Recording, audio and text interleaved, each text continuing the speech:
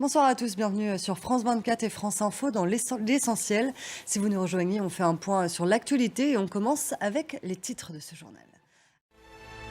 Mais avant cela, on commence avec cette attaque au couteau et ce premier bilan, au moins 3 morts et plusieurs blessés lors d'un festival en Allemagne, dans la ville de Solingen, à l'ouest du pays.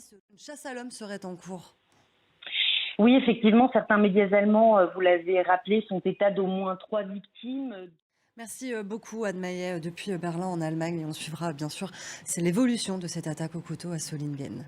Retour en France avec la rentrée politique et ses consultations organisées aujourd'hui par Emmanuel Macron à l'Élysée.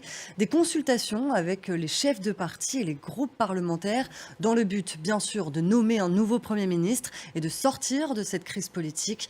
Le président de la République a donc reçu les représentants du nouveau Front populaire. Alors, que faut-il retenir de ces consultations? Julien Sauvaget était à l'Élysée pour France 24. Il revient sur cette journée.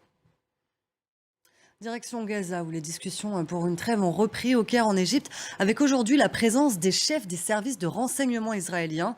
Le chef de la diplomatie américaine, Anthony Blinken, lui était au Moyen-Orient cette semaine. Et selon la Maison-Blanche, la discussion a été constructive.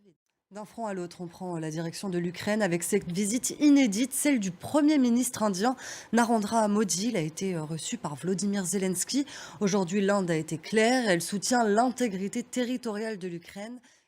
De son côté, Moscou avance de plus en plus en direction de la ville de Pokrovsk, ce nœud logistique dans l'est de l'Ukraine. Et face à cette progression et la menace quasi constante des frappes russes, les autorités ukrainiennes ont ordonné l'évacuation forcée des familles avec enfants de Pokrovsk et des villes aux alentours. Mais vous allez le voir, certains sont réticents et ne peuvent pas tout abandonner. Reportage de notre correspondant à Kiev, Gulliver Krag.